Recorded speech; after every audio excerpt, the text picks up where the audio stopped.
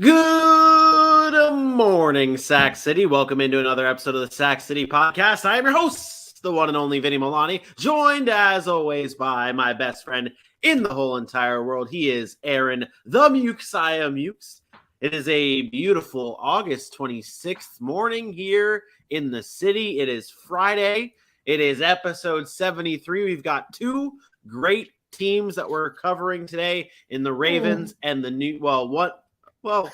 interesting teams that we're covering today in the New York Jets and the Baltimore Ravens. We're also recapping the Thursday night football action between the Kansas City Chiefs, the Green Bay Packers, and the Houston Texans and the San Francisco 49ers. Oh, we got a great loaded show for you today. Aaron, how goes it? That's good, man. It's Friday. I got a lot going on Fridays. I'm ready for some football. A lot of football today. High school football, NFL football. I love football. A lot of balls with the foot. Hey, do you I've been hearing the word around the streets is you enjoy and you partake in the watching of foosball? Yeah, football. I like the balls, and then the balls are everywhere. But by the way, if you need your balls trimmed up a little bit, we are sponsored by Manscaped now. You can save 20% by going to manscaped.com, type in the promo code SACCity, and you can get that nice little lawnmower 4.0. Just saying. So if you want to get your balls clean, watch football, clean balls, there it is right there. Vinny keeps it with him at all times. It keeps it in his pocket. All times for these ad reads, For that 5 o'clock shadow when it comes back.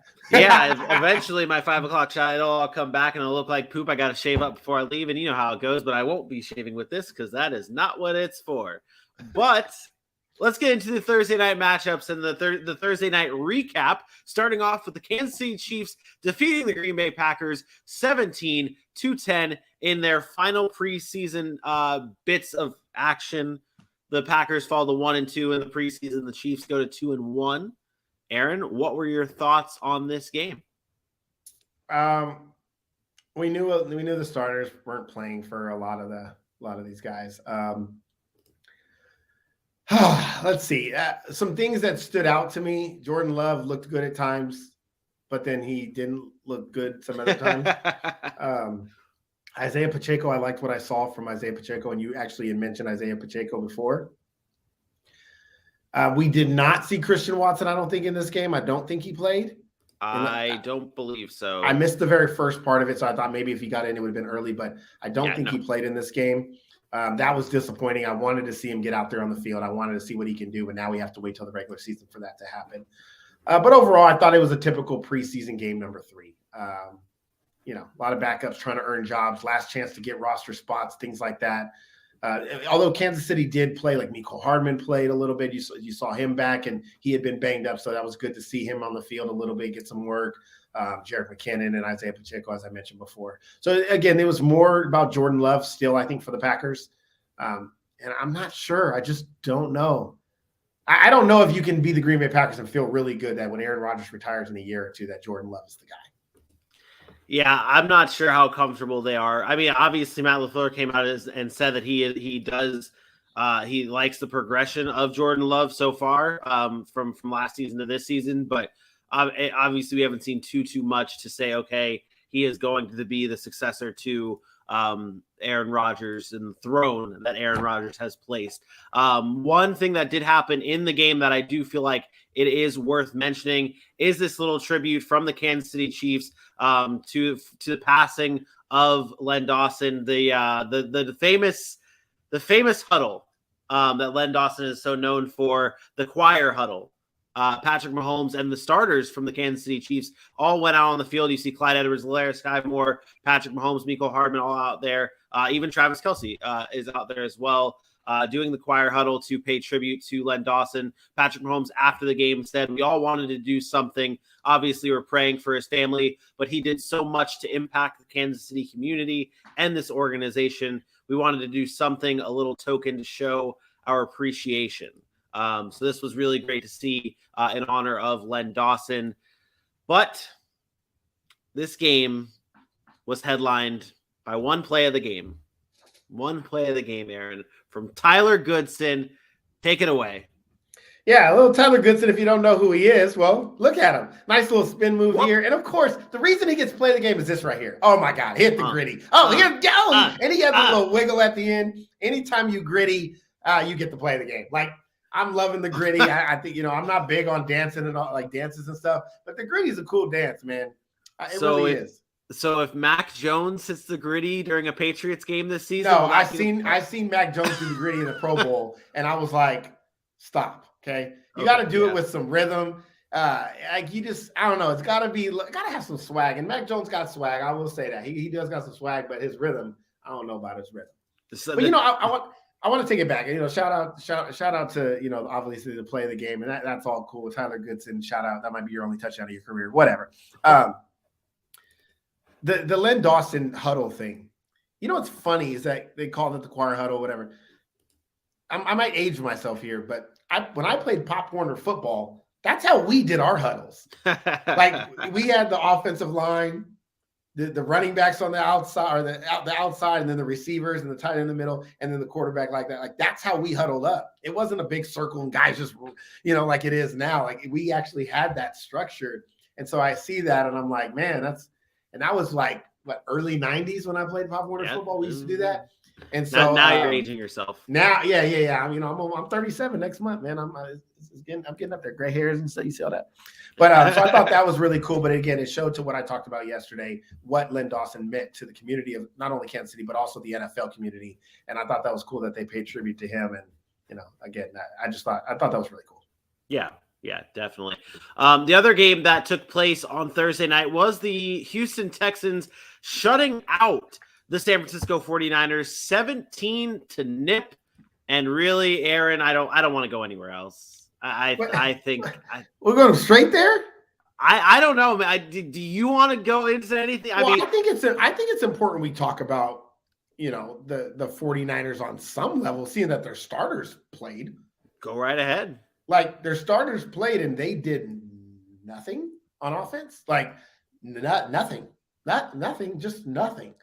0 points. It's disappointing. Trey Lance was on the field. You know what I mean? Like we talked about the starters being out there. Deebo Samuel, I don't know if they were on the field or not, but maybe they still had some starters out there. Jawan Jennings was out there. I mean, I don't know. It was very concerning to me that they had nothing. Yeah, they were all, Price, 4 carries, -3 yards. Yeah, they were all out there. Debo had a target. George Kittle had a target. Brandon Ayuk had a target. Danny Gray was in this game as well. He had a target as well. And I mean, you look at Trey. You are still on solo. You're still solo, so I'm like shaking my head. But that is very disheartening. Like, so I'm not concerned that like the Niners aren't going to be good or whatever. But there has to be a little bit of like, Houston Texans. You're the 49ers, went to the NFC Championship game. Your starters are out there. You expect some sort of ball being moved down the field with it. I feel like we're still trying to search for what this identity is for the San Francisco 49ers starters. I mean, Trey Lance was 7 for 11 for 49 yards on 3 scoreless drives. 2 of the drives ended in punts. 1 ended on downs.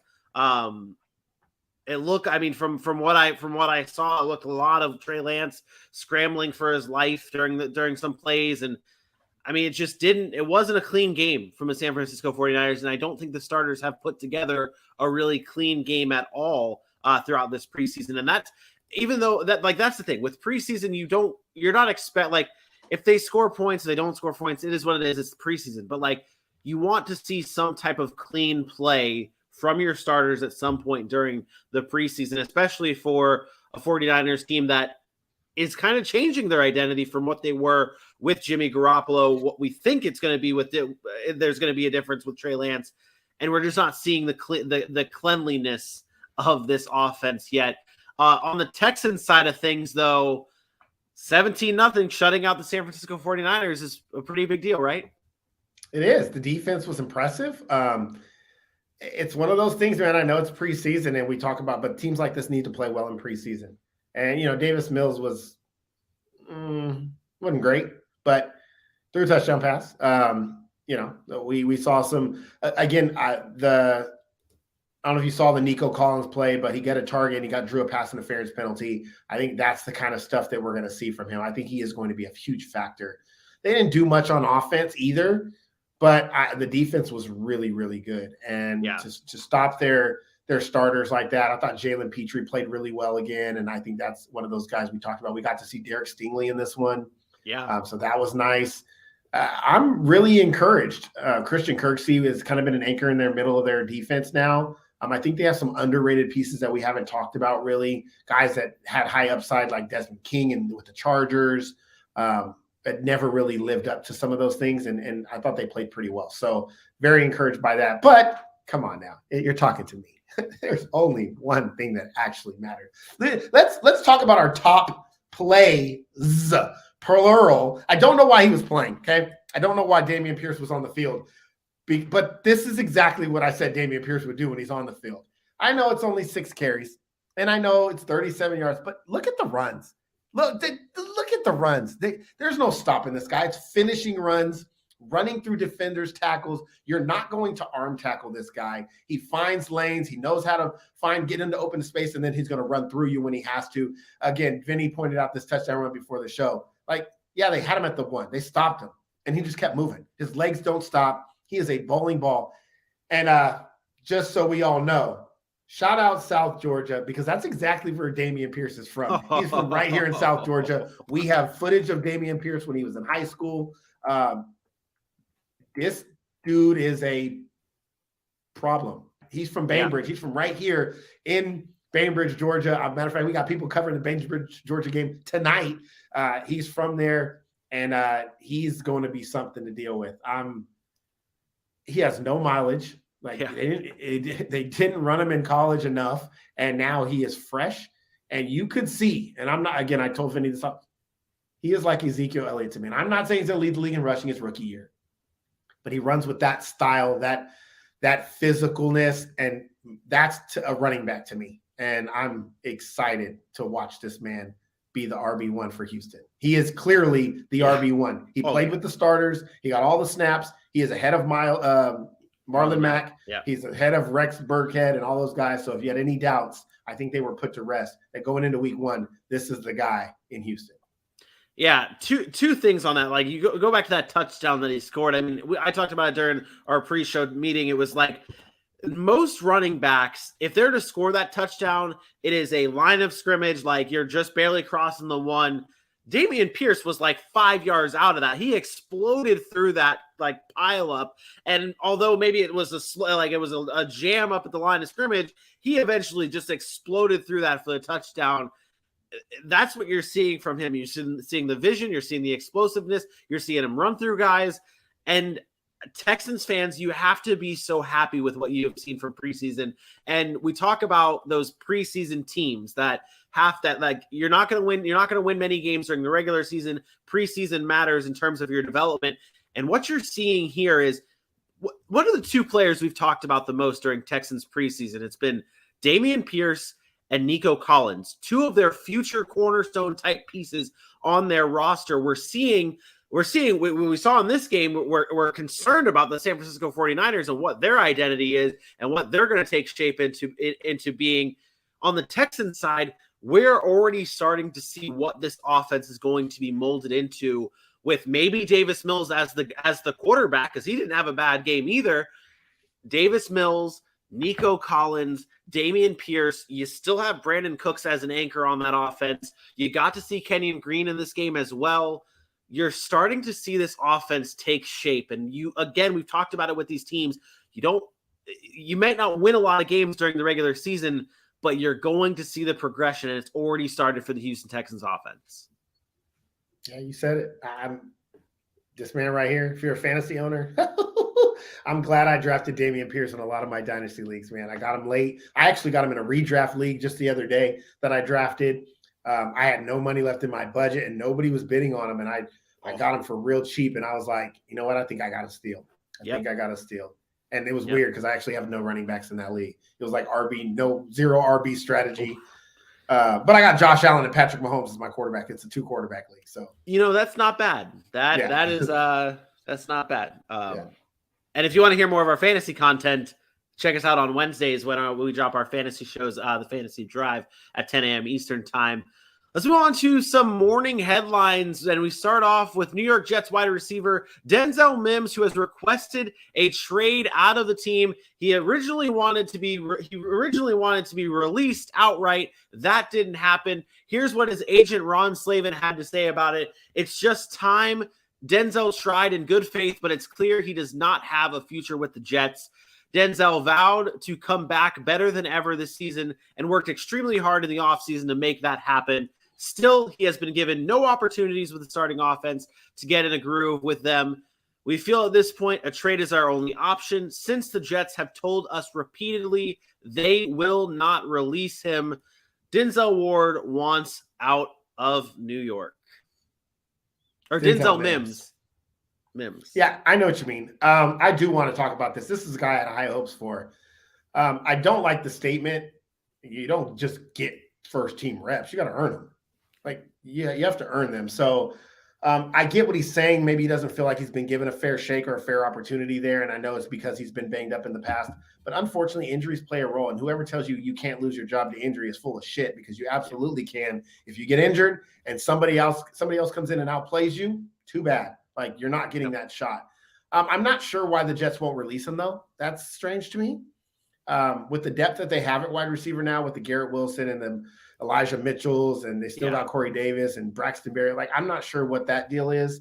I imagine you don't want this in your locker room. I imagine they find a way to get rid of him.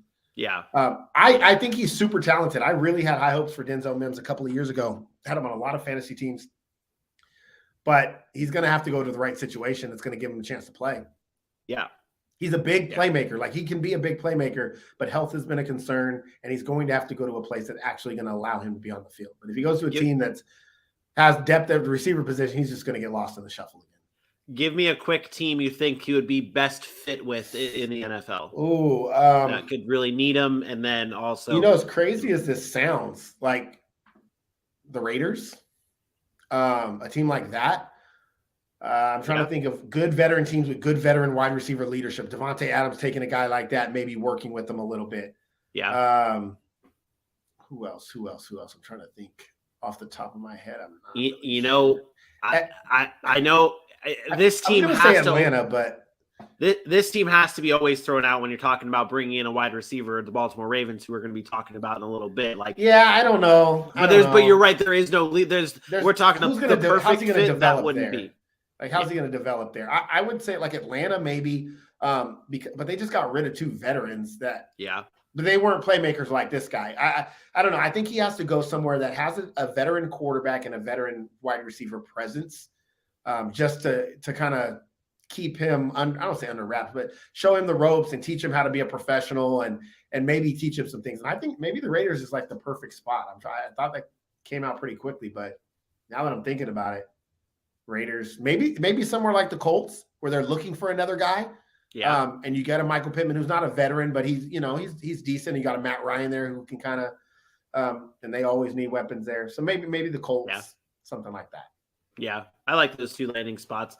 In other news, though, in the morning headlines, the New England Patriots have released Malcolm Butler off of IR with an injury settlement, making him a free agent. The 32-year-old is now a free agent who has appeared in just 25 games since the end of the 2018 season, 0 of which came last year. Butler could be on his way out, maybe retirement looming for him. Again, he is 32 years old. Do you have any thoughts on this before I move on to the last headline?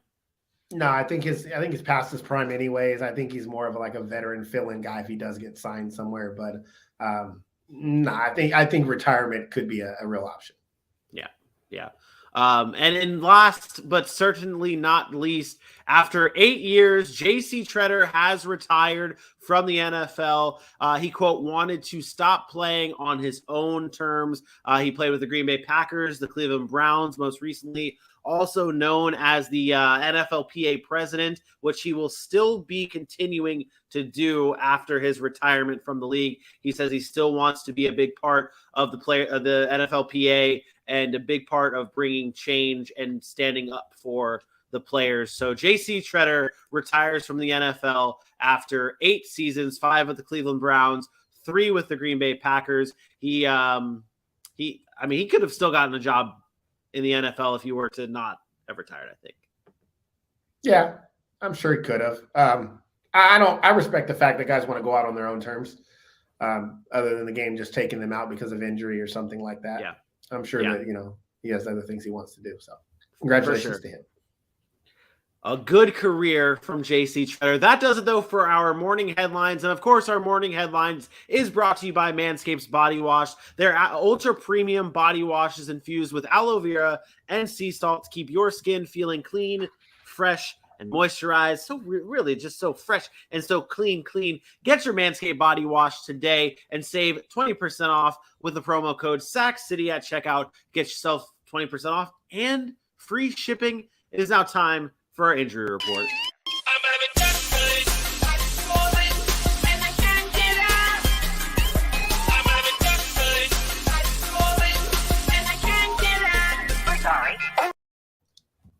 Oh. Hey, everybody. I'm Aaron Mukes. I have your injury report. Let's get right to it. Let's start with sad news. Tyron Smith will undergo surgery on Friday to reattach his hamstring to his knee. Do you understand what that means? The hamstring fell off the bone in the back of the knee. It's so disgusting. Right now, the Cowboys are still planning on him returning late in the season, but looking like December at the earliest. I'll be honest, I'm not very optimistic that he comes back this year. He's getting older. He's been banged up. He's had a lot of injuries. And I'm also not very optimistic that his career lasts too much longer. Unfortunately, this guy's one of the best left tackles in football when healthy, and he's just dealt with a lot over the last couple of seasons. In other news, Treylon Burks, rookie, talked about him, was held out of Thursday's practice after leaving early. Left leg is in a wrap. Played in the fourth quarter into the Titans game the other day against the Bucs, but injury is still undisclosed. I worry about him. I think everybody that thought they saw A.J. Brown 2.0, I think they're going to get A.J. Brown 0.2, not 2.0. I don't like where this is headed. I don't like the injury concerns early. I don't like the fact that they don't trust him enough where they're playing him in the fourth quarter of preseason, because he's not showing enough for them yet. When you got guys out there, the Romeo Doubs and Sky Moores that are playing with starters, guys that were drafted far later, Chris Olave, that, some guys drafted far later than Treylon Burks was. He seems to be the slowest to, not in speed wise, but the slowest to kind of pick up the NFL game and making the adjustment. And maybe that's Ryan Tannehill. Maybe that's some of the quarterback play that they have there, but that's a little disheartening. So Treylon Burks was held out. We'll give you more on that injury when we get it. Josh McDaniels doesn't feel comfortable making a prediction on Darren Wallen's hamstring status for week 1. That's 2 weeks away. I would envision he's back by week 1, but who knows? I don't think it's going to matter. You want to make sure Darren Waller's healthy for the season. So whenever he does come back, I don't think it'll be too long of an absence. And then Jalen Waddle has missed most of the last 2 weeks with an undisclosed injury as well. Again, wrap on his leg. So the team has been taking a cautious approach with Waddle. I think I don't worry about some of these things because of the fact it is preseason and some of these guys are just trying to make sure they're 100% for the regular season. I think that's the case with Jalen Waddle. Otherwise, I think you would have heard something already as far as it being a little bit more significant. So I think he'll be okay. It's probably just a precautionary thing. But again, more injuries, and we have a weekend full of slated games that are going to bring more injuries as well. Maybe it's to mostly backups, but you never know. And then we still have 2 more weeks of or I guess another week before we start the initial practice week of game day for as far as injuries are concerned. So still some time. Hopefully the injuries are mitigated, but that is your injury report for now. That Tyron Smith injury it's called an avulsion fracture of the knee. That just sounds like it sounds gross when you say they have to reattach his hamstring knee, and then you add on what it's called, an avulsion fracture of the knee. Like, just not. It was weird when they first started talking about it. And they were like, "It's a hamstring tear. He's going to be out 4 months." I was like, man, I've popped my hamstring. I've torn my hamstring before. And anytime you pop it or pull it, it's a tear. It's just about how severe. But when it completely detaches from your knee, That's a whole different ball game. That's something that I can't even imagine. I just feel like it's like just flopping. Like that's what I like. Although it's probably not, and that seems very cartoonish. Like I just imagine Tyron Smith just walking like this around his leg. Ugh. And my leg hurts right now. Like I'm feeling Tyron Smith. Yeah. Like I'm like, oh, I don't even want to stand up because my hamstring I might get an avulsion fracture. That word. Well, let me try and see if I can save the day and make you feel a little bit better. Beautiful people at home, follow us at the Sac City Pod on Facebook, Twitter, Instagram, YouTube, and of course, TikTok. Make sure you are liking, you are subscribing, you are sharing every chance you get on those social media platforms. The content that is there is better than any content you get on social media. We've got polls, we've got prop bets, we've got special shorts out there that are just for your eyes only. Like it's not even in the live show. Some of these, some of this content that we're putting out. So check us out on all of our social media pages at Sac City Pod on Facebook, Twitter, Instagram, YouTube, TikTok. The season is fastly approaching, and there is no place you'd rather be than here in the city. Sac City Podcast.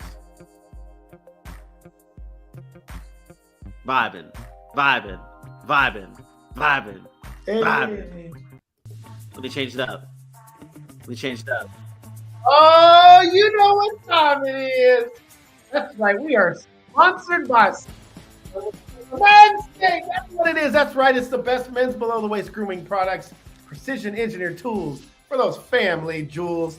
The Performance Package, the ultimate men's hygiene bundle. Join over 6 million worldwide who trust Manscaped with an exclusive offer. 20% off, free worldwide shipping. All you have to do is type in that promo code SACCITY. And if my math is correct, that's about 12 million balls. That's right, 12 million balls. That's a lot of balls. How about Vinny? A lot of balls? It's just so many balls. It's just so many balls. And the 4.0 has arrived, and it's a game changer. It comes with the Lawnmower 4.0, the trimmer, the Weed Whacker, the ear and nose hair trimmer. You get ball deodorant. You get Reviver toner. You get boxer briefs and the handy-dandy little newspaper to boot, and a bag to hold all of those goodies in. It has an LED light. You can trim in the dark. Skin-safe technology. It reduces those nicks that you get from when you're trying to trim that sensitive area. It's waterproof. It's wonderful. It is wonderful. You got to go and get it. Get 20% off. Free shipping. Type in that promo code SACCITY at manscaped.com. And again, we'll give you free shipping and 20% off. You can't beat it. Go get your ball grooming kit today. Look at this bag. It's beautiful. Look at this bag. Look, full disclosure, we love to pull the curtain back. Let's be real. Look, guys, we're trying to get these sponsorships to promote our show, to get the best possible quality content out to you, but we need you guys to participate. We need you guys to go. Again, we all need to groom. We all need to take care of ourselves as men. We're football fans, but we're men. We got ladies to impress. We got to make sure we're groomed up. Make sure you get those grooming materials from manscaped.com and just type in the code SACCITY. Help us out. Help yourself out. Help your lady out. If you don't got a lady and you want a lady, this is the way to do it. I'm telling you, my lady enjoys it. So just go and type in the promo code. Help the Sac City Podcast out so we can be what we always say, here to stay. Hey, shout out AJ. Yeah, it's a win-win situation here. As the dog shakes off in the background. I'm like, out of all things that just fucking happened, like, what is this? I don't know. I don't know if the dog was shaking or Vinny just got done using the Manscaper. Yeah, that's really what it was. But yeah, get your Manscaped products today. Let's get into our season previews, and we start things off with the Baltimore Ravens. We are diving into the offense, the defense, what to watch for. We got a little prop bets. We got a little schedule talk, a record prediction, and a preseason power rankings. We start off with the offensive side of the ball for the Ravens.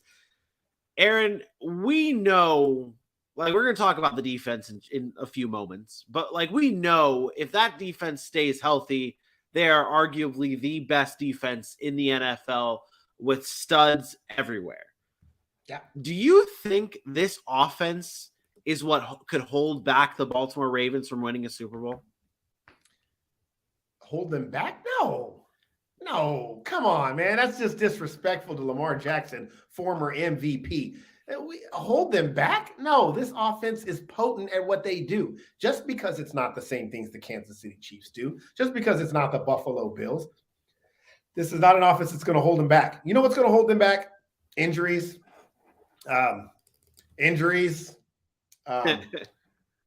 Injuries, like that's what's going to hold them back. This team is a Super Bowl bound team. They are built to be in the Super Bowl. They can play against the run. They can play against the pass. They can run the football. They have a culture of built on winning. It's not about the conversations about Lamar Jackson can't win big games and can't come back. And I think that's a lot of hoopla. We forget this guy's still a very young quarterback. He hasn't had the requisite weapons that some of these other quarterbacks have had, and yet he's still been super successful with a team that's really been less than some of these other teams. I think this year they're in a very, very good position because not only is the defense healthy, not only is the defense good, but their defense is now, in my opinion, elite in personnel. Whereas even when Lamar was in those playoff games, they weren't elite defensively. They had guys. They had a good defense. I think with this defense, the Kyle Hamiltons of the world, adding in the Marcus Williams, bringing back a Marcus Peters, having these guys like – I think Marlon Humphrey, these guys can be elite. And I think that's the difference this year. I don't think this offense is a handicap in any way, shape, or form. Okay. I didn't mean it there are weaknesses on this. Like when you look at the defense, it's like it's hard to find weaknesses when it comes to the Baltimore Ravens defense, but we know that there are weaknesses when it comes to this offense. And you're going to point out one weakness, which is receiver. Yeah. Is that because you say we know there's weakness outside of the wide receiver 2 position, because that's really the only weak spot. That's it. You know how much I love Rashad Bateman. And to be fair, let's be honest, you're not making that same argument about the Kansas City Chiefs. No. Who we're not sure about their wide receiver 2. That is correct. So you look at it from top to bottom as a roster. This is as complete of a roster as you're going to find in the NFL for the most part. We're not saying about the Packers, who don't even have a wide receiver 1. I think the difference here, though, that you have to be honest with yourself that with the Baltimore Ravens, it's like you're not concerned with the Chiefs wide receiver 2 is because you have confidence that Patrick Mahomes is going to be able to make whatever wide receiver 2 they have into something special. There is the knock on Lamar. Disrespectful. How many wide receiver 2s has Lamar Jackson been able to bring into How many wide receiver 2s has Patrick Mahomes brought it to be good? Mecole Hardman wasn't bad. I'm gonna ask the question again. I want you to give me an honest answer. Look at what wide receiver? How many wide receivers 2 has Aaron Rodgers really produced? Allen Lazard with 500 yards. That's fair, but those guys are also producing at least one wide receiver that's got some. Marquise Hollywood Brown last year was probably the only one that had the effectiveness of what Devontae Adams and Tyreek Hill. Mahomes has 2. Mahomes has 2 weapons, 2 star weapons that he has helped be where they are. And I'm not saying Lamar can't do it. I'm not trying to disrespect. You're digging your grave right now because you just said Hollywood Brown, but yet we're just going to disregard Mark Andrews. He has the same exact setup as Kansas City, a wide receiver and a tight end. Can you honestly say this? That the Baltimore Ravens can win a Super Bowl with Rashad Bateman as their number 1 wide receiver and really nothing else outside of that, and Mark Andrews and Lamar Jackson doing what he does? Put the solo. Okay. Yes. The Baltimore Ravens can win a Super Bowl with just Rashad Bateman on the outside and Mark Andrews and Lamar Jackson doing what he does. Yes. That's it. I just wanted you to hear that very clear. My face, solo. Listen, we get so caught up in the skill position world of having 3, 4, we got weapons everywhere. Baltimore's offense is also built and structured in a way where we discount what Lamar Jackson brings with his legs. A guy that ran for 1,200 yards, 1,200 yards from your quarterback position. And then you don't even mention a J.K. Dobbins, a Gus Edwards. So that dynamic isn't the same dynamic as the Kansas City Chiefs because they don't throw it all over the field. It might not look as sexy, but they led the league in scoring a few years ago. This is a team. Lamar Jackson threw 39 touchdown passes and led the league in passing touchdowns 2 years ago or 3 years ago, whatever it was. I believe it was 2 years ago. It's funny to me how we discount that because it doesn't look the same. And they They got now Rashad Bateman, who I'm going to be honest, I think Rashad Bateman is actually more talented than Hollywood Brown from an overall wide receiver standpoint. I tried to tell you all that last season. He might not be as explosive. No, I didn't. I never said. I think we knew that. I think we knew Rashad Bateman from a wide receiver talent perspective was more talented as a receiver than a Hollywood Brown. I just think that we aren't giving them enough credit on the offensive side of the football. Now, should they do some different things to allow Lamar Jackson to be unlocked? Yes, that might be maybe if the one thing that holds them back, it's Greg Roman. It's the offensive coordinator not allowing Lamar Jackson to use all of his weapons, to be a guy that can throw to his wide receiver too. Because I'm sorry, I still do not believe that he doesn't have the capability of doing it. When he can do it to Mark Andrews and Hollywood Brown, why can't he throw to the wide receiver too? To me, it's an offensive schematic thing, but I don't think it really has anything to do with the players on the field. I think if you wanted to point to something that could hold the Baltimore Ravens offense back, it's Greg Roman. Yeah, I think that is a very valid point. Now, so with the Baltimore Ravens, to unlock the full potential of this offense, you have to let Lamar go out and throw the ball more. Like, that's pretty much it, right? I think you have to trust Lamar. Whatever that entails, trust him. Just trust him. If he's running, let him run. If he throws, let him throw. That's just, look. Again, I get it. It's not Patrick Mahomes. It doesn't look the same. He doesn't throw for 5,000 yards, but there's so many ways to win in this league. There are so many ways to win in this league. I just think that he gets a bad rap because of the style of play that he has. But all he's done is come in the NFL and win games. That's all he's done. And we constantly want to criticize a quarterback who doesn't win games, but we're not going to give a credit to a quarterback that comes in and does win games. I don't understand that aspect. It doesn't make sense to me. The dude's 37-12 as a starting quarterback. 37-12. Do you know how good that is? Like 37. I hear it's pretty good. 37-12 is. I don't know, man. I don't know what to say. Like, talk all the stats. The 3,000 doesn't throw for 4,000 yards and blah blah blah. He didn't have a great year last year. I can admit that. He was banged up. He threw more interceptions last year than he ever did. That's what I think. One season. That's what I think a lot of people have going on right now. Like, we're almost forgetting what true, like we talk about all the time on the show. Like the hype for Joe Burrow is kind of just growing and growing and growing. And we, like, people are talking about, is Joe Burrow the best quarterback in the AFC? Like, we're forgetting about how good Lamar Jackson actually is and how special and game changing and game breaking Lamar Jackson can be. So I get what you're saying here. I get what you're saying here. Let's go to the defensive side of the ball now. Obviously last year, just torn apart with injuries to so many guys. Now we get to see those guys come back.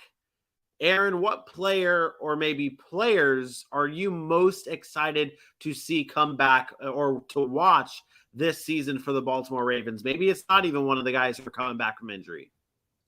I think it has to be the secondary. The secondary was so bad last year. Like, I mean, all-time record-breaking bad, and that's not normal for a Baltimore Ravens secondary. So when you lose guys like a Marcus Peters or Marlon Humphrey goes down for a while, and Jimmy Smith was out, or all these guys, right? You gotta fill those holes. I believe Chuck Clark missed time, and it's a lot, right? So you want to see whether they come back number one fully healthy, but I think more so how do they all build that chemistry together with the new pieces like a Marcus Williams when those guys come in there. So, but when you look top to bottom, the defense is stacked. You bring back a Calais Campbell. You bring back a Jason Owe or Odafe Owe is what he wants to be called. Patrick Queen is there, and he's a beast.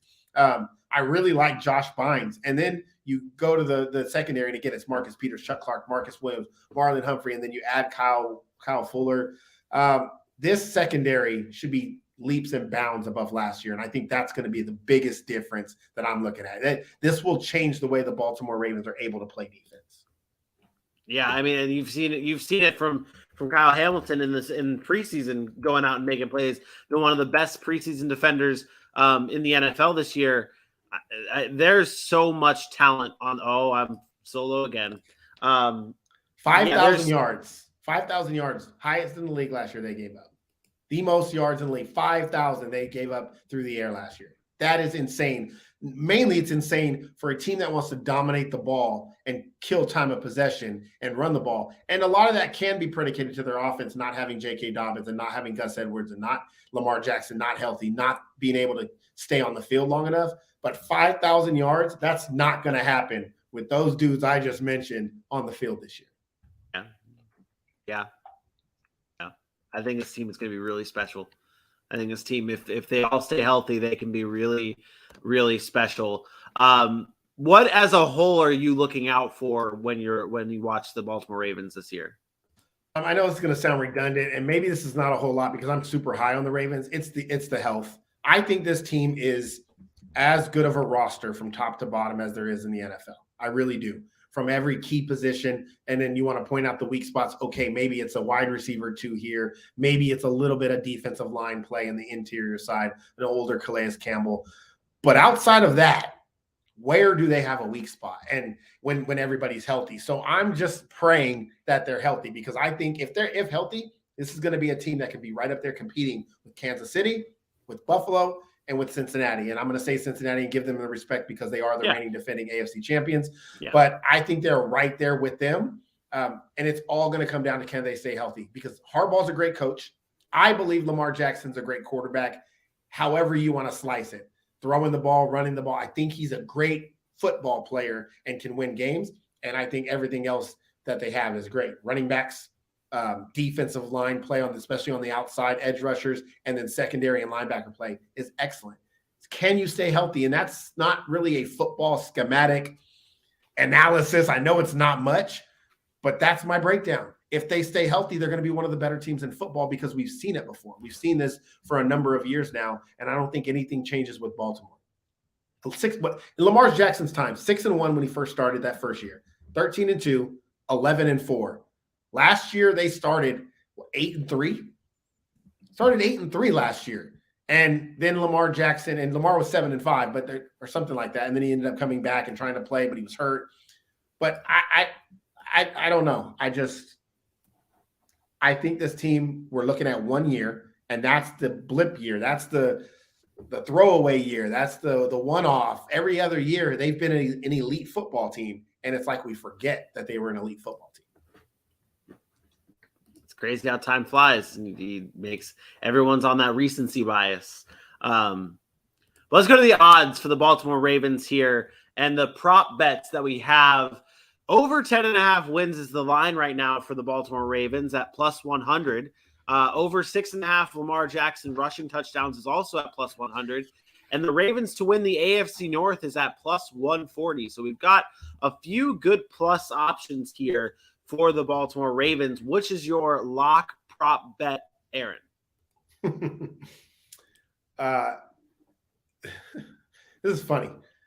Over on every single one of those. I'm going to lock all 3 of them in. I think the Ravens win over 10 games. I think Lamar Jackson has at least 7 rushing touchdowns, and I think the Ravens win the AFC North. Lock, lock, lock. Lock, lock. Man. Freaking lock. I feel like I'm just getting a sense, an early spoiler for what your end of season predictions are going to be for the Baltimore Ravens. Like I feel like this is lock it up. In the great words of Vince Vaughn, lock it up. No, you lock it up. No, you lock it up. If you don't know what I'm talking about, you should. Shame on you. Watch that movie. Okay, locking everything. Just lock it up. All right. Well, let's go into the schedule for the Baltimore Ravens here. And I mean, their schedule is, I don't want to say it's easy. It's an easy schedule, but there is a lot of winnable games for the Baltimore Ravens on this year's schedule. What is the biggest storyline for the Ravens within their schedule? Yesterday we talked about the Jaguars, and you were like, "There's no like defining moments for their schedule." So I thought to myself, okay, let me send you this question of what's the biggest storyline within a schedule for the Baltimore Ravens? Yeah, domination of easy wins. I think they dominate those easy teams, and I think they've always been good at that. But they have a lot of them on the schedule. And I know I'm going to call some teams easy, but I do think when you compare them to Baltimore, they are easy. The Jets, the Patriots, the Giants, the Browns early without Deshaun, Carolina, Jacksonville, Pittsburgh. I think they're dominating those games. I think they're better than those teams. I don't think they're close. And then Baltimore is going to put up fights with really good teams and great teams, and they're going to win some of those games. And I think that's how they stack their wins. To me, Baltimore is one of those teams that it really doesn't matter about the regular season, barring health, that you want to see who they match up with in the playoffs and how they approach that playoff game. So for me, it's dominate those winnable games. Show that, hey, we're not messing around. We're not just going to get by. We are going to dominate you like they did a couple of years ago when Lamar was the MVP. And then this time capitalize on that domination early by winning playoff games late. And I think that's really what their season has to be about. They have to show to be dominant. It can't just be all talk. They've got to show it. Yeah, can't be slipping. I mean, they finished last in the AFC North last year, so it's like they have that last place schedule, and they're going to be able to have the chance to just beat up on some I shouldn't say pretty bad teams, but beat up on the weaker teams that are definitely below where the Baltimore Ravens are. What is your record prediction for the Ravens? Danny Notebook?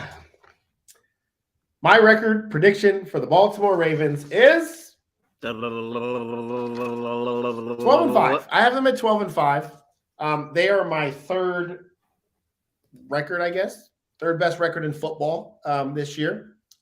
Mainly because I have them starting really hot like they normally do. I have them going 6-1 before falling at Tampa and at New Orleans. I think those are two tough games on the road. And then they get that bye week. But when they come back from that bye week, I think there's a lot of winnable games there. The only tough game is Denver, and it's in Baltimore. I have them winning 6 of their next 7 before falling to Cincinnati that last game of the season. I don't think it matters much, though.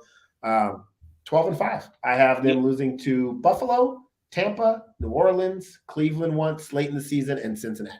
So you have them sweeping the Steelers. I do. I don't think the Steelers are good enough with the young quarterbacks or Mitchell Trubisky. I know that's always a rivalry, but I just don't think the quarterback play is going to be enough for them.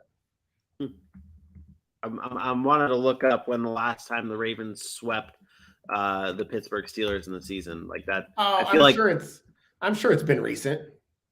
Yeah, I'm not gonna be able to look that up. Someone in the chat, someone in the comments. Yeah, you go ahead and look that up. I got it right here. I got it right here. Baltimore. Who am I looking at? This is the Pittsburgh series. So yeah, Pittsburgh in 2019.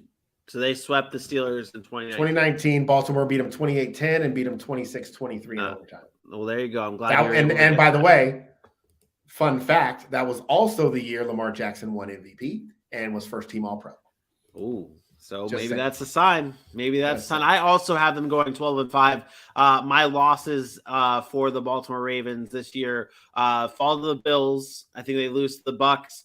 I think they lose to the Browns when Deshaun Watson comes back. And I think they lose the final 2 games this season to the Steelers and the Bengals. I do think that they have those split type of games.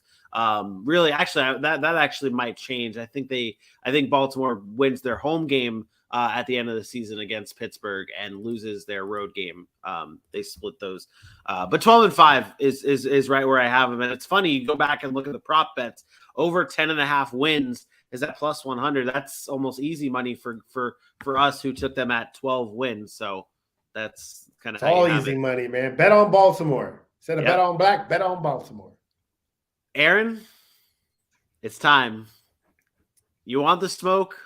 You got the smoke. Where do the Baltimore Ravens fall in the power rankings? Yeah, I ain't scared. All right, listen. I'm gonna preface this by saying, don't come at me in the comments. Okay, this is not a decision. This is not a consensus. I know this. This is not where AJ would put them. This is not where Vincent Milani would put them. And Dylan, who cares what Dylan wants? He is somewhere doing whatever. Big time. This is where Aaron is putting them because the spot I had him in was taken already. So we moved him up.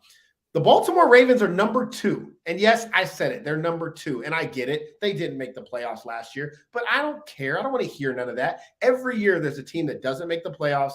and then goes on to do big things. Hey, Tampa Bay didn't make the playoffs, and they won a Super Bowl when Tom Brady got there. You went Baltimore with that talent. You bring that talent back, and you add to it, getting guys like Kyle Hamilton and Marcus Williams. You get J.K. Dobbins back. Rashad Bateman's now in year 2 and an extremely talented guy. Mark Andrews is arguably the best tight end in football, and Lamar Jackson is back in a contract year trying to prove that he's worth a $50 million deal. Give me that all day long. The Baltimore Ravens are number 2 on the Sac City preseason power rankings. I am. Yes, I know. You wanted to put some Rams there or something like that. So to me, when we were going through the power rankings, you didn't have that argument with Cincinnati Bengals. I don't even remember where we had. We don't even have the Bengals. But my point is, when we were discussing this consensus ranking, your words were these teams have to be 1 and 2. Why? Because they won last year? In my head, it was Buffalo and Los Angeles at 1 and 2.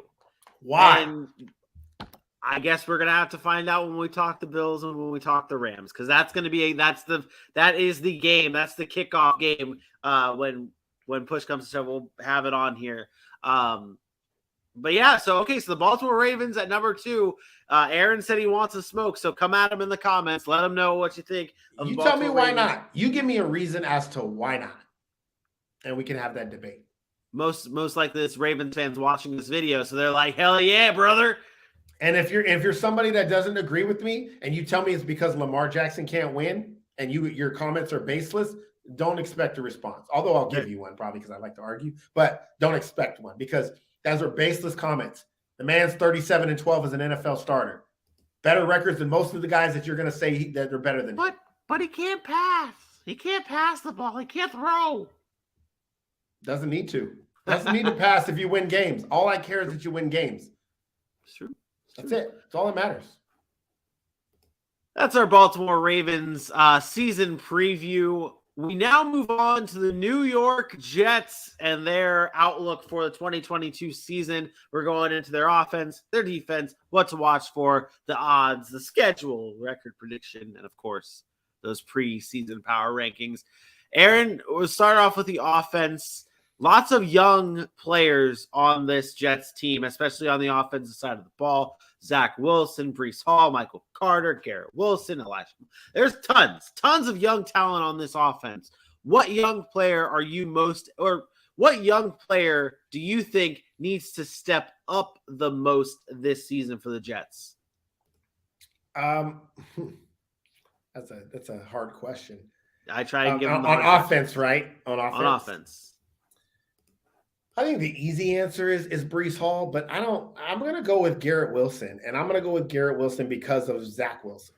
I think it's important for Zach Wilson to be comfortable, but for Zach Wilson to have guys he can throw the ball to and can trust. And I think he's already developed that trust with Elijah Moore. It'll be another year with Corey Davis. And then if Garrett Wilson comes in and can be electric, and all accounts was this past week in training camp, he was torching I think it was the Giants.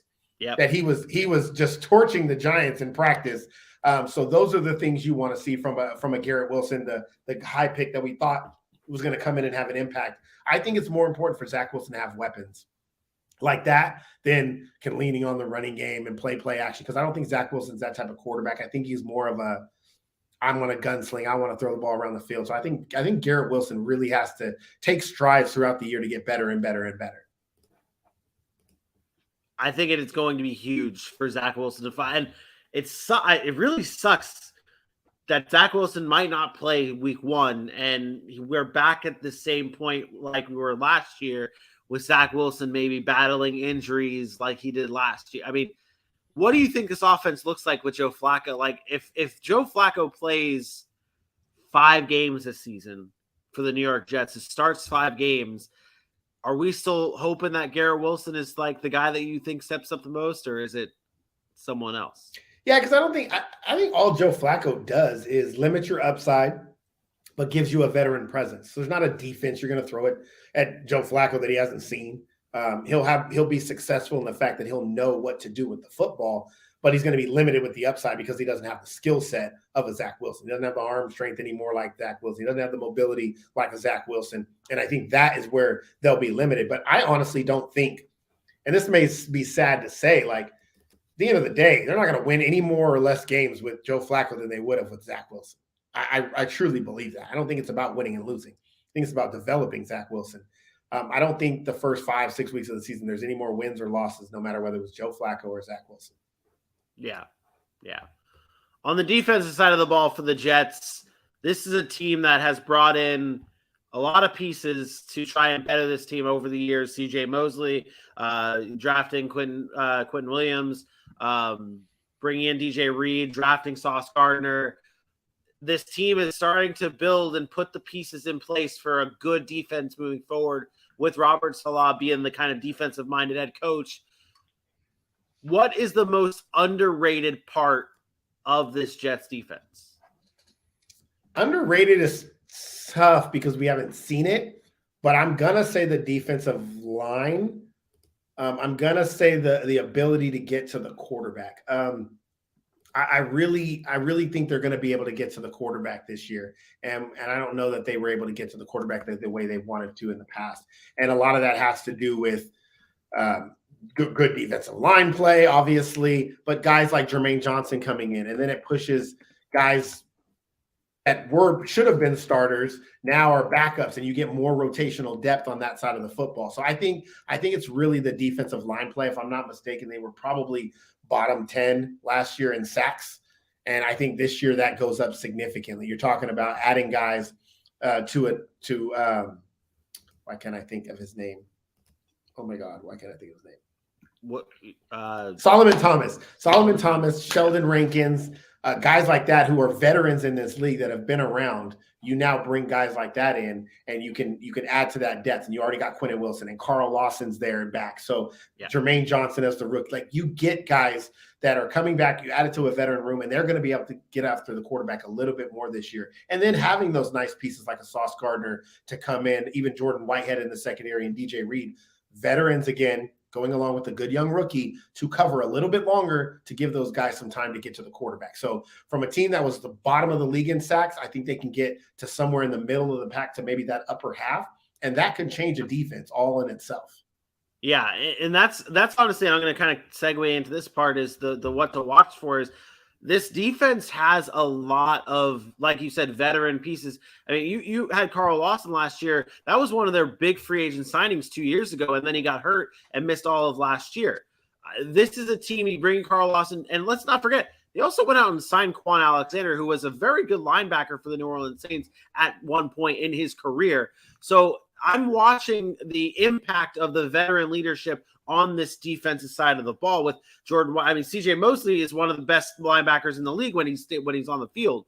This team with their veterans have the ability to lead the young guys into the right place. I mean, it's like every veteran that is on the Jets defense directly ties into a young player. Like Carl Lawson affects Quentin Williams, or Carl Lawson affects Jermaine Johnson. CJ Mosley affects Quincy Williams. Jordan Whitehead affects Sauce Gardner. Like, it's just there's a direct correlation with all of these veterans on this Jets defense that I think is going to be huge for the development. It's a good blend. We talked about the Jaguars defense yesterday having the ability to surprise a lot of people. I think the Jets defense is right up there with quite possibly shocking the league this year in shutting teams down when we're least expecting it. That's what I'm watching for. I do like the blend of their veterans and young players. It's not like a team that's all young. Like, you look at Houston, who we like, oh man, they got a lot of good young talent. Well, yeah, they do, but they don't have also the veterans in that locker room like the Jets have. So having those veterans that are good and have been good players in this league mixed with good young players, I think that's a good blend. I think that's a good mix, and I do think it'll breed some success. Yeah. Let's get into our prop bets here, and one of the prop bets I have is on a player I really kind of wanted to talk about a little bit, and it's Elijah Moore. You look at the bottom one, there's no plus money really with the Jets betting this year early on. Over 800.5 yards for Elijah Moore this year is at -115. You got under 830.5 Breece Hall rushing yards at -130. And then over 5.5 wins at -165 for the New York Jets kind of wanted to talk about this Elijah Moore one with the over 800 and basically over 800 receiving yards this year. Where do you think he lands? Where do you a lot of hype around Elijah Moore this year? I think he gets 1,000. Even with Garrett Wilson there? I think Elijah Moore's the wide receiver one, and I don't think it's very close right now. I think he's clearly the wide receiver one. I think they like him the most. I think he's been in that system now. Garrett Wilson, I think a lot of people want rookies to step up right away. Rookie receivers are hard. It doesn't always translate. I know we've had guys like Justin Jefferson and some guys lately really pop out, but I still think Elijah Moore is that guy, and I think Elijah Moore gets over 1,000 yards this year. I don't really think it's that close, to be honest. I know 1,000 is only 200 more, but that's a lot when you talk about amount of football games. It might come down to health. He only played 11 games last year, had 600-700 yards. Maybe it wasn't that much. Maybe it was only 5. Yeah, I know. It was a good season. Let's just say that it was a good season for the amount of games he played for his looks that he got. Yards. Yeah, so 30, 40 catches last year, 500 yards. I think he can double that based on he didn't start many games last year. Early in the season, he wasn't being used as much. I think once he got hurt and then he came back, I thought they started to really get him involved. And again, year 2 in the offense. Now they know what he's capable of. I think they make it a point to get him the football. I'll take the over there. I will also take the under on Breece Hall. And the wins I would just leave alone because I might project them for more wins, but it's easily could be under. But the Breece Hall yards is just way too many. Yeah. Yeah, and reports came out today that Michael Carter very well might be still the RB1 and the go-to guy, the lead back to start the season at least for the New York Jets. And I mean, we saw last year. Either. Well, I'm on the side with this Jets offense, especially with this rushing attack. I'm on the side of we're going to see a very similar backfield to what we saw last year. Robert Saleh came from the Kyle Shanahan offense where we saw multiple running backs be used. And basically a revolving door and a running back by committee type of offense. Last year, we saw a very similar type of year with the Jets when we saw Michael Carter, we saw Tevin Coleman, we saw Ty Johnson. Like these guys, I mean, it's 147 rushes for Michael Carter. But we also saw 84 rushes for Tevin Coleman, 61 carries for Ty Johnson. Like these guys are getting work. And I think that's what we're gonna see this year. I can see like a 120 or like a 120 for Michael Carter and like a 95 carries for Breece Hall. That's it? No way. That's way too low. Number one, I will say this. I don't think it was a running back by committee last year. I think they just didn't know what they had in Michael Carter until later in the season. And then they started using him. Because if you look when Michael Carter was playing and healthy late in the season, or not, let me say late in the season, but when he was the guy, he was getting all the work. There was no real debate between him and anybody else. When he was the guy, he was the guy. He was getting banged up a lot. And I think that is what kind of faulted or kind of halted his progression. But when he was in the middle of that season, I believe there were games where he was getting 12 plus carries every game, and there wasn't really anybody else getting more than 3 or 4 carries a game. And I think that's what you expect from a number one back in today's NFL. But I think this is a 50-50 toss-up backfield at the moment. I think it's the Washington Commanders.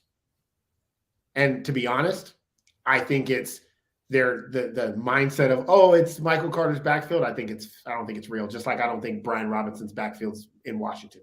I think they are going to be a part of it. I think they're going to be used and maybe used heavily, but I think it's a split at worst. I think it's 50-50. I think Breece Hall is going to be that first and second down guy. Michael Carter will come in and spell him for first and second downs when needed, and then he will be the third down running back. I would envision their carries are close to about 150 apiece. Okay. Over the course of the season. And then I would say that you may, obviously you're going to have a third back in there somewhere sprinkled in, getting a little bit of, carries, but you're going to get 300 carries from your running back position. Overall in general, just most teams aren't going to go in the season, especially a young team like that, without running the ball at least 300 times. I would find that very hard to believe that they're not getting to close to the 300 mark as far as rush attempts. Last year, they rushed the ball for 380 times. That was where they were at. So yeah, the one maybe my numbers were. I was like, oh, you were 120 and 90 something, 95. Yeah, who else is getting the ball? Well, I was trying to I was looking at what it was last year with 147. I'm trying to bump it down, but I don't think Ty Johnson gets. I don't think their third string running back gets 61 carries. That's what the difference is going into this year. But when we look at their schedule, what's the biggest storyline within the schedule of the New York Jets? Oh, man, it's the beginning. Oh, my gosh. And, the one bright spot, if you look at weeks 1 through 7, and really 1 through 9. Up until the bye. But, I mean, even if you don't, their schedule is so hard, man. Listen, they get a break week 2 at Cleveland, and I know it's not much of a break, but at least it's without Deshaun Watson. But as much as I think they're going to be better, if they were started 0-9, I would not bat an eye. I would not be like, oh my God, they started 0-9. It's very possible. It's a tough schedule. Yeah. Pittsburgh, Cleveland, and New England. I'll say this right now. Those are must-win games for the Jets. At Pittsburgh, which is a very tough place to play, but young quarterbacks, they're going to be just like you in that aspect. Versus New England at home. Again, not, Mac Jones. We're not very high on New England as much. And then at Cleveland without Deshaun Watson. Those are absolute must-win games. And then on the back end, if you can get Chicago, Detroit, Jacksonville, Seattle, those are the games you have to win. At best, the Jets can do is 7-10 if they do that. Yeah. That's what I have. That's what I have them at. Tough schedule. And if we want to go into records, I'll tell you. I had them originally at 7-10. Yeah. And then I saw their schedule, and I was like, oh, my gosh. And I wanted to change it. But they'll upset a team. They got Tennessee last year. They'll upset somebody. I think they can find a way to 7 wins. I really, really do. I think they can beat Cleveland. I think they can beat New England. Maybe they go beat Miami, right, at home that week 5. Maybe they get that division game. And then you get some of those easy games down the stretch. 7's probably pushing it, I'll be honest. Yeah. But I couldn't give them a worse record than the Patriots. I think I gotta go. Oh man. I'm gonna go 6-11. I'm gonna lock in 6-11 for the Jets. Just because I think their wins are Cleveland. I think they're Cleveland, New England once, Chicago, the Lions, the Seahawks, and you throw up either Jacksonville or Pittsburgh, one of those games. I think they beat Jacksonville at home on Thursday Night Football. That to give them their 6th win. That's where I'll have the New York Jets. 6-11 or 6-12. No, 6-11. Jesus, math. At the end of these shows, it's brutal. 6-11. You got 7-10 for the New York Jets. Last but certainly not least, Aaron, where do the Jets fall in the preseason power rankings? Yeah, so I'm higher on the Jets than a lot of people. I wish Zach Wilson was there early in the season. We'll see how that plays out. But when you look at this area, it's tough, man. These teams are all right there, 7-10. I have them slated right behind Tennessee and some mystery team that we'll put up there. Well, we're going to wrap up 17 through 24 here soon. Yeah. We have them at number 23. Again, Zach Wilson, question marks. Got the New York teams back-to-back there. I do like what they've done with the young players mixing with veteran players. Their future looks bright. The Jets coming in at number 23 on the Sac City preseason power rankings. And that does it for another 2 teams down in the list of 32 teams. We've got a few more season previews to go before it's all in the books, and we're getting down to the nitty-gritty of the full predictions. Who's winning the Super Bowl? Next week's going to be a great lineup. Aaron, who do we have on Monday? Monday. We stay in the AFC. We ended on the AFC East here. We stay on the AFC East. We go Patriots, Dolphins. So we get to really round out that AFC East. Obviously, we know Buffalo's later on, and we know they're going to be up near the top. So Patriots, Dolphins on Monday, and should be good. I get to talk about my favorite. Two of the smokiest teams that we have on the show It's the Tennessee Titans and the New England Patriots. So you're not going to want to miss that episode live at 10 a.m. Eastern time right here on YouTube. Until then, though, don't forget to follow us on all of our social media pages at the Sac City Pod on Facebook, Twitter, Instagram, YouTube, and TikTok. Be sure to subscribe, share, leave us a review, tell us what you think of the show, and interact with your fellow sports fans and have some fun. Don't forget, we are sponsored by Manscaped. Please get your Manscaped products today and use that promo code SACCITY at checkout to save 20% off and free worldwide shipping. Worldwide. Over the world. All right. That does, though, for another episode of the Sac City Podcast. For my best friend, Aaron Mukes, I am me. We will see you Monday. Peace out. I guess bye.